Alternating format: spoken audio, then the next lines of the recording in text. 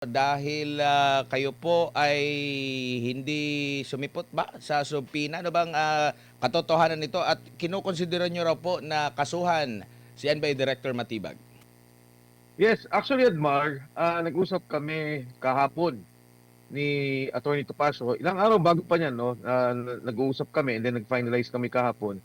Kasi nga batay doon sa Sampina. Ito rin yung Sampina noong kung hindi nyo kung maalala ninyo, no, mga 1.5 months ago, na Sampina sa amin ng 18 Marines, parehong pareho na para bang kinapipins yung sinasabi nga ni Attorney Topacio. And minabuti namin ni Attorney Topacio na sabi niya, hindi ko na kinakailangan pumunta, siya magtutungo doon at batay doon nga sa aming pag-aaral o doon sa aming nakikita, ay pwede kami magsampa ng kaso laban kay Attorney Matibag. And particular siguro matawag ang atensyon ng NBI dahil nga sa mga ginagawa lang ganito na para bang, alam mo yung kaso na binabanggit, nung unang banggit ito ni Senator Alan Peter Cayetano sa Blue Ribbon Committee na pinamunuan ni Senator Dante Marcoleta. Sabi niya, di ba, sabi niya Marites, itong pinapalabas ni Attorney Melvin Matibag ng NBI.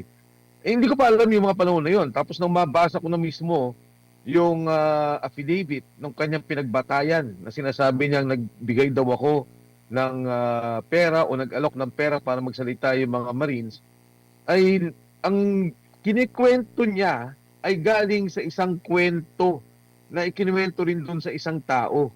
Kaya nagulat ako, no, at para bang talaga marites yung nangyari doon sa kanyang pinagbabatayan. At ako nga, nung nasa committee pa lamang, hindi na rin ako nagkaroon ng pagkakataong sumagot. Nandun din naman ako. Kasi mismong yung mga Marines na ang sumagot tungkol dito at nagbigay ng kanilang pahayag. Katunayan, sa kauna-unahang pagkakataon, doon ko lang din nakita, no, na medyo naiyak yung mga Marines dahil nga yung kinalalagyan ng kanilang mga sarili, partikular yung namatayan ng kapatid, no, si Sergeant Manalansa, na talaga namang naapektuhan lahat nung nanonood na nandoon. Kaya medyo hindi maganda, no, yung resources ng NBI nagagamit sa hindi tamang bagay. Imbis na tingnan, imbestigahan yung korupsyon, eh ginagamit to para sa panggigibit ng mga tao, pangiipit, pagkakaso sa mga tao na nagsasalita tungkol dito sa korupsyon. Opo, so ibig niyo pong sabihin yung sinasabi nilang meron daw kamag-anak, hearsay lang din yung kanyang information na natanggap? Walang ano, Admar, kasi ikinuwento nung sinasabi niya may nakaw, yung balang ano daw, biyanan. Yung isa daw sa mga Marines ay biyanan niya at naikwento sa kanya. So ito naman ang ginamit para gamitin doon sa affidavit. At kung tutusin, kung itong pagbabatayan ng NBI, hindi parang pangalawang kwento sa kanila na sinasabi lang may suhol at bigla nilang sinabi lang sa komite. Eh, hearsay nga yun eh. Narinig nyo naman mismo yung mga Marines na nagsalita nung sila ay nasa komite at kung ano mga kanilang pahayag tungkol dito sa 5 million na binabanggit. Opo. Noong humarap po itong si NBI Director Matibag sa Senado sa last na pagdinig under Gatchalian Block, under Tulfo na Blue Ribbon, kinwestiyon niya yung kredibilidad ng mga Marines. So ibig sabihin, may double standard doon sa kinwestiyon dito sa kanilang naging testigo, hindi kinwestiyon yung pagbabahagi ng impormasyon. Yun na nga, Admar Di ba, itong mga taong to, ang sabi nila, si Saldico ang mastermind. Di ba, may kaso na silang isinampa kay Saldico. Ito ang mga taong kasama ni Saldico na may sinasabi natin personal knowledge, may kaalaman. Sila mismo ang kasama doon sa pagdi-deliver ng pera. Imbis na imbestigahan yung kanilang binabanggit, ay sinasabi na naman na questionable yung kanilang kredibilidad. Kaya hindi mo din maintindihan kung ang mastermind, sinasabi nila ito ang siyang pinuno ng korupsyon na nagaganap sa ating bansa, bakit itong mga bataan o yung mga tao niya na nagsasalita, ay sinasabi naman nila walang kredibilidad at walang batayan yung mga sinasabi. Una. Pangalawa, walang motibasyon ang mga taong to. Mga sundalo to nagsilbi sa bayan, nakita nila yung flood control investigation at ngayon nagsasalita sila na ito yung nalaman namin, ito yung nakita namin. Kaya nga, di ba dapat imbestigahan ano ba yung sinasabi nila? kung ang mga taong to walang motibasyon at wala namang ang katunayan napapasama pa sila doon sa kanilang ginawa na ngayon may mga kaso sila, humigit kumulang ata 6 o hanggang 8 kaso na ang naisampa laban sa kanila. Maaari silang makulong. Malalaking tao ang kanilang pinagsasalitaan. Kaya kagulat-gulat ito mangyari. Pero may isang nagchismis na ikinuwento daw nung isa na hindi naman natin alam kung totoo o hindi. Pero ito na, may sampina, iimbestigahan nila. Kaya makikita mo talaga na takot sila sa investigasyon ng Blue Ribbon Committee at takot na takot silang magsalita. Itong 18 dating kasundaluhan natin. Katunayan, kaya nga pinuspone o nag-lockdown ang Senado at ayaw nilang magkaroon ng hearing bukas dahil hindi lamang sa karagdagang sasabihin ng 18, may 14 pa na magsasalita tungkol dito. Kaya magtataka ka, pilit nilang sinasabi na kailangan magtrabaho ang Senado. Yung mayorya hindi pumapasok, yung grupo ni Senate President Alan Cayetano. Pero ngayon nagtatrabaho naman, all of a sudden, NBI na naman na sinasabi may threat at maaaring may kaguluhan sa Senado at dahil dito ay hindi sila magkakaroon ng trabaho. Isasara muna nila ang Senado. Opo, Congressman Mike, nabanggit mo na yung Brave 18 tapos meron pa ang kataga, nabasa ko lang sa sa post ni General Pokis, merong Valiant 14 ba yun? Or Fearless 14, meron pang Valiant 7. Ito bang nababanggit na mga karagdagan na magsisiwalat pa? Ito ba yung mga kasamahan din nila sa pagkakaalam nyo po? Yes, Admar. Hindi ko pa sila nakakausap. Hindi ko pa sila nakikita. Ang katunayan, ang nakita ko pa yung 7 na binabanggit nung una pa lang, di ba? 7 ang sinasabing lalabas. At nagulat ako, maaaring nagbigay din ng lakas loob to doon sa ilan nilang kasama. Nakita nila yung 18 at nakita nilang ginigipit yung mga kasamahan nila sundalo. Sila mismo ang nagboluntaryo magsalita pa. Hindi ko alam kung sino sila, kung anong mga sasabihin nila.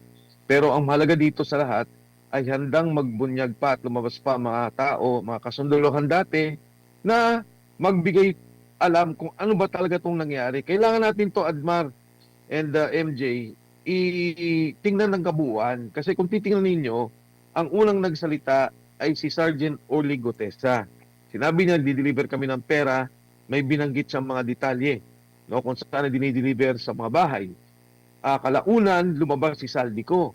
At nagsalita rin si Saldico, sabi niya, totoong lahat ang sinasabi ni Sergeant Gutesa at katunayan may idinagdag pa siya.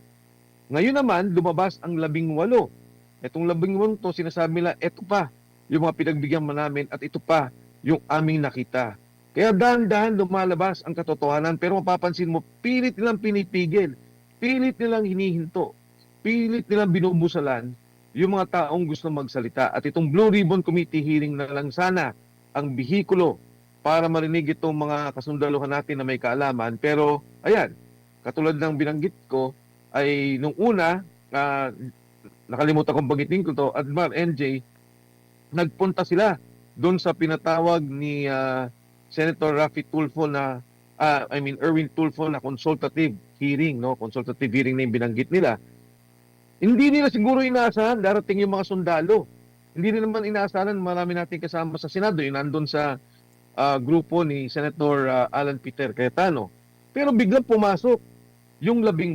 Pero minabutin nga, sabi nila, pagpasok namin, pupunta muna kami sa isang miyembro ng Senate Blue Ribbon Committee at nagkataon nandoon si Senator Robin Padilla. Pero alam niyo ba nang nangyari? Nung pumasok pa lang sila, inabot sila ng 1 oras at kalahati bago sila makapasok sa loob ng Senado.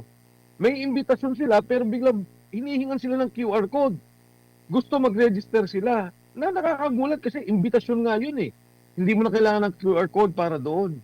Yun ang nangyari. Kaya yung sinasabi lang hindi pupunta, hindi tumuloy. Nako, kitang-kita, nandun sila. 1 kalahating oras magmula doon sa gate sa labas hanggang doon sa lobby, makikita mo pinaghintay sila.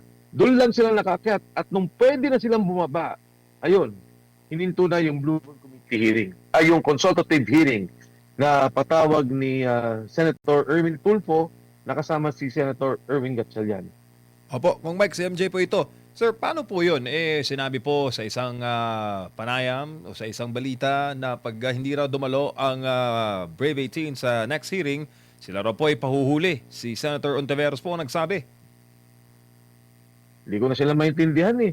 Nagpunta na nga doon. Alam mo, nung una sabi pa nga nila, kasama ako, nung sinabi nila sa social media, pina-check ko yung imbitasyon kasi ang gusto ko sana, gumawa din ako ng sulat kay Senator kay Alan Cayetano, na paano ba to Senate President?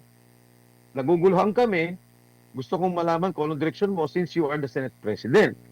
So nakita ko yung sulat ni Senate President Alan Cayetano. Sabi niya, hindi yan ang legitimate Blue Ribbon Committee. At basically, sinasabi niya, hindi ko naman kayo pinagbabawalan, pero hindi kayo covered ng rules ng Senado na may ibibigay namin sa isang legal na rules of procedure, sa isang legal na hearing na gagawin ng Committee on Blue Ribbon.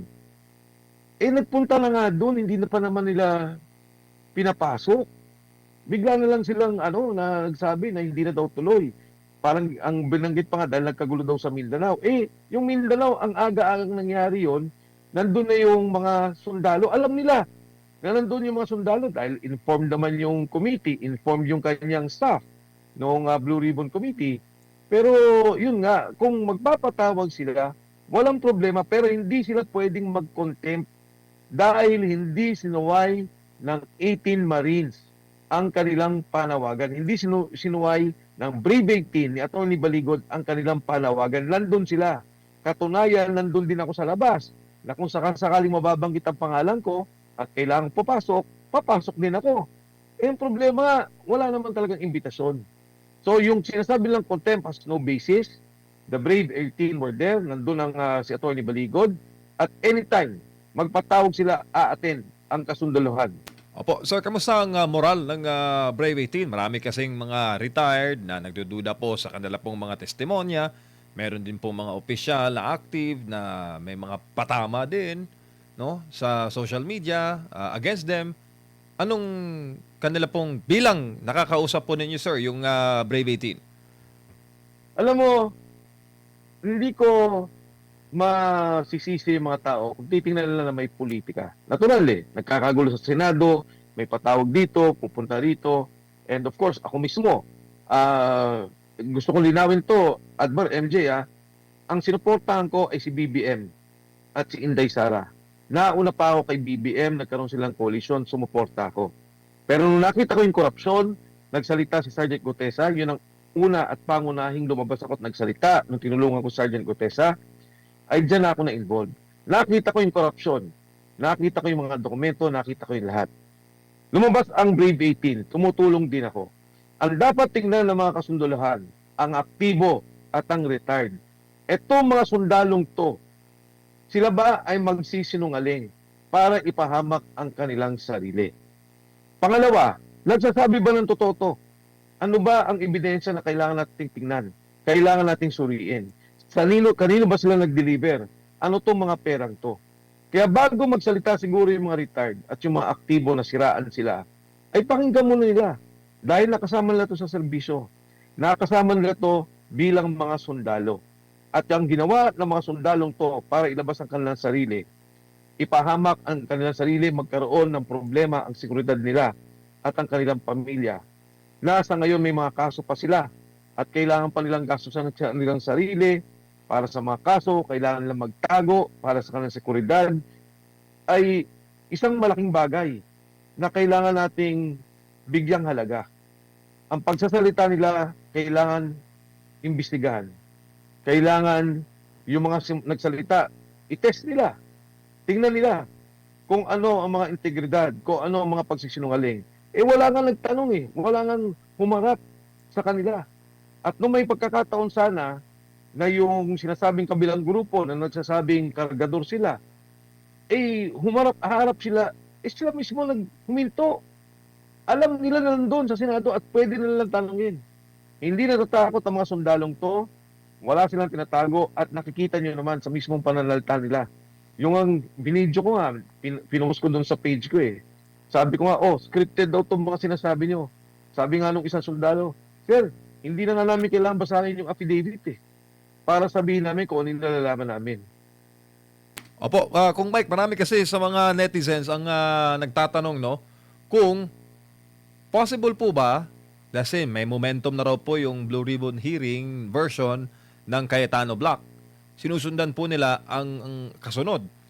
Meron po bang possibility or allowed po ba, based po sa inyong karanasan sa Kongreso, na magsagawa po ng pagdinig outside the Senate premises? Sir. Yes, MJ, pwede yan gawin. And nasa rules naman yan ng House of Representatives at nasa rules yan ng Senate of the Republic of the Philippines. Meron silang kakayahan at pwede lang gawin yan. No? Of course, with the approval of the Speaker of the House and in the Senate, yung Senate President. Pwede nilang isagawa yan kahit saan. Kaya nga lang, nagkabiglaan siguro dahil biglang nagtawag ng lockdown 2 araw. Kahapon lang ata, nung isang araw, nung Lunes, nagkaroon ng panawagan and kailangan nilang i-prepare kung saan ang pwedeng venue, ano yung kailangan ng mga sound system, ano yung kailangan ng pag-aayos sa lugar na yun, yung pagre-record doon sa magiging proseso. Itong lahat ginagawa ng preparasyon, but they can do it. The Senate can do it, the Blue Ribbon Committee can do it, and sa tingin ko naman, pwede itong maisaayos sa lalong madaling panahon. Pero ang narinig ko, batay sa pakipag-usap ko kay Senator Dante Marcoleta, sabi nga niya, tatakbo lang kami sandali sa Mindanao, gagawa namin ng kung ano man yung paraan na makatulong sila. And pagkatapos po siguro nito, kasi pag Friday wala naman silang session, ay magpaplano naman kung ano yung mga pwedeng isagawa under the leadership of Senate President Alan Cayetano. Opo, sir, meron kayong access kay former Speaker Martin Romualdez kasi alam mo naman, nagko-cover kami ng eleksyon. Meron pang feelers na itong si former Speaker Martin Romualdez, yung mga bersamin, former Budget Secretary Amina Pangandaman, maimbitahan at dadalo po sa pagdinig at kung mangyari man po ang ikalawang pagdinig ng Cayetano Blue Ribbon Committee, ililitaw po ba via Zoom itong si resigned Congressman Zaldico? MJ, sa mga katanungan yan, syempre ang Blue Ribbon Committee, pwede silang imbitahan. Wala pa dun sa unang imbitasyon na nakita ko at hindi nga, at pwede pa lang ituloy yung pagtatanong dun sa 18 at kung dadalo pa yung 14 na magsasalita. Kung ang katanungan ay pwede ba silang imbitahan, pwede. Kung hindi sila attend, pwede ba silang magkaroon ng pagkilos ang Senado para puwersahin silang umattend, pwede rin. Yung contempt of the Senate Blue Ribbon Committee, pwede nilang gamitin din para dyan. So yung pag-attend, kayang-kaya kasi yung parliamentary courtesy na binabanggit na sa Kongreso, katulad si Speaker Martin Romualdez sa isang congressman, ayun naman ay tradisyon lamang. Pero katulad nitong ganitong klaseng kalaking kaso, ganitong klaseng nakita nating korupsyon, ay maaari talaga silang imbitahan si Speaker Martin Romualdez, yung mga nabanggit mo, E.S. Bersamin, ang kanyang apo na si Adrian Bersamin, Secretary Amina Pangandaman, si Traigib Olaybar, si Mark Teksay, no, si John Paul Estrada, pwede talagang imbitahin ang mga yan. Si Manny Bonoan, hindi pa siya natapos nung huling paglabas niya sa Senate Blue Ribbon Committee at bagamat may kaso rin siya o nasa hospital arrest, kung papayagan ng doktor, ay pwede rin ipatawag ng Senado para magsalita. Ito ang maganda sa Blue Ribbon Committee ngayon, na alam niya talaga yung mga issue na dapat niyang imbestigahan at alam niya yung kanyang mga kailangang ipatawag na tao. Higit sa lahat, alam din niya pwede niyang gamitin ang kapangyarihan ng komite para puwersahin, no? Para puwersahin na humarap ang mga taong to at magsalita doon sa kanilang nalalaman. Pangalawa, yung sinasabi ngayon ng 18 Marines na individual na binabanggit nila sa komite, yun ay under oath. At ito'y magagamit mismo na dokumento para mag-file ng mga kaso kung sino man ang mga nababanggit doon sa kanilang pagtatanong at batay doon sa kanilang affidavit. Kasi yung affidavit nila, isang malaking kwento general affidavit na kung saan may mga iba't iba silang mga eksperyensa o mga kaganapan o kasaysayan ng pagdideliver ng pera. Pero batay doon sa mga pagtatanong, lumalabas ngayon yung individual na mga kwento ng bawat sundalo tungkol dito sa delivery ng pera. At ang pinakamaganda nga dyan para mabuo ng kwento, katulad na nabanggit ko kanina, ay yung salita ni Zaldico. Dalawang solusyon. Si Zaldico pwedeng umattend via Zoom kung papayagan ito ng komite o kahit hindi siya lumabas, magkaroon lang ng i-apostil niya yung kanyang binabanggit o yung kanyang mga sinabi doon sa kanyang video message. Pero alam mo, Admar, MJ, maging ang ombudsman, yung video message na ginamit na nga nila eh. Kahit na hindi opisyal na ipinasok sa Blue Ribbon Committee. Pero ako, mas kampante ako kung mailalagay natin ang opisyal yung dokumento o di kaya ay payagan siya mismo na mag-zoom ng Blue Ribbon Committee at maghayag si Congressman Saldico sa kanyang nalalaman. Opo, magandang gabi pala sa mga kababayan natin sa Hong Kong. Pinatatanong po nila, Kong Mike, kung kayo po ba'y naniniwala na hanggang kay Martin Romualdez lang ang issue? Siya po bang ulo talaga? Alam mo naman, MJ, una ako nagsalita tungkol dyan. Sinasabi ko na yung mastermind noong paman. And ang maganda lang kasi, syempre, ang unang nagsalita dyan ay si Saldico. Ang sabi niya, nagbigay ng 100 billion insertion si Pangulong Bongbong Marcos. At doon binanggit niya na nag-deliver siya ng 25 billion pesos. At dito nga, nagsalita naman si Senator Ping Lacson, sabi niya, hindi yan totoo. Ang nagsalita dyan ay si Yusek Bernardo. At ang kumuha ng pera ay si E.S. Bersamin, kasama si Secretary Pangandaman, yung 8 billion pesos. Na ang kumuha at ang deliver ay si Trigib Olaybar at si Adrian Bersamin. Kaya ito yung maganda, malaman natin itong mga kwentong to. Pero ang sinasabi ko nga, kung mabubuo natin lahat yan sa komite, ay makikita natin ang buong kwento. Kung yung sinasabing mastermind, sinabi na po yan ni Saldico, nagsalita na rin ba ako dyan, nagsalita na rin dyan sila Egay Irise, no? Ng mga bagay na to. Tingnan po natin kung ano lalabas sa Blue Ribbon Committee. Opo, bago lang ulit si Partner Mar, Kong Mike, ito bang si Congressman Leviste? Ito ba may mga feelers, sir, na dadalo sa Blue Ribbon ng Cayetano Block? Si Congressman Lian Libiste, pwede naman siya magsalita dahil may mga hawak naman siyang files tungkol dyan. At kung, di ba, kung dati nabanggit na yung pag-uusap nila ni Yusek Adrian Bersamin. Pero hindi naman tingin ko kailangan pang hilahin pa si Congressman Libiste kung si Adrian Bersamin mismo ang maipapatawag. At kung maitatanong sa kanya yung mga lumabas na issue dati dyan sa Kongreso na mga binabanggit na mga dokumento, text messages. So, critical dyan si Adrian Bersamin kasi ang mangyari kay Lian, kinikwento lang niya yung pinakita sa kanya at narinig niya. Pero palagay ko, pag si Adrian mismo ang lumabas, makikita natin, malalaman natin direkta doon sa taong involved. Congressman, siguro bilang panghuli, mensahe nyo na lang sa ating mga kababayan po. Well, alam mo, Admar, dito sa sitwasyon natin sa ngayon, gumagalaw naman pero nakakalungkot. Dahil ang tagal nating hintay. Magmula nagsalita ang 18 Marines noong Marso, kung di ako nagkakamali, no?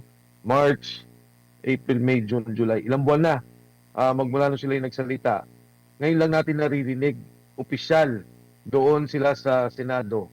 At napakahirap pa nung nangyari. Nung pagpasok pa lang namin, nagkaroon pa ng harangan, ayaw nilang papasukin doon pa lang sa unang gate ng Senado, na magugulat ka talaga, no? At nakakapagtaka. Bakit ganito? Yung away sa Senado, binanggit ko na yan, hindi yan away tungkol sa yung Senate presidency, tungkol sa impeachment. Hindi yan away tungkol doon sa sinasabi lang Constituent Assembly. Ang away talaga yung Blue Ribbon Committee. Yung katotohanan, ayaw nilang lumabas. Yung katotohanan, ayaw nilang malaman ng taong bayan. Kaya nananawagan po ako at nagpapasalamat muna ako sa inyo, no? Admar, MJ, sa inyong patuloy na paglabas doon sa katotohanan dito sa ating bansa. Alam mo, ang SMNI, napakalaking serbisyo sa taong bayan. Dahil kung mapapansin mo, kung minsan sa mainstream media, nag-iiba yung kwento eh. Nag-iiba yung mga lumalabas na anggulo. Pero sa SMNI, malinaw. Kung ano yung lumabas, kung ano yung nakita, kung ano yung narinig, yun lamang lumalabas. At yun lamang katotohanan. Nagpapasalamat ako at hiningan ko rin ng tulong ang taong bayan. Patuloy po nating suportahan ang ating mga 18 Marines. Tulungan niyo po sila na mailabas ang katotohanan. At tulungan din po natin itong programa ng ang istasyon ng SMNI. Dahil isa po ito sa mga naglalabas talaga ng katotohanan, naglalabas kung ano yung mga kwento na dapat malaman ng taong bayan. Kailangan po nating malaman ang pinakamalawak, pinakamalaking korupsyon na naganap sa ating bayan. Hindi na lang po ako nagsasabi niyan. Senate President Alan Cayetano sinabi na niya. Si Senator Marcoleta sinabi na niya. Pag hindi natin inayos ang kasong ito. Pag hindi natin nalaman ang katotohanan at hindi natin naparusahan ang mga dapat parusahan at hindi natin naisoli yung pera na ninako sa bayan, kawawa na po ang ating bansa.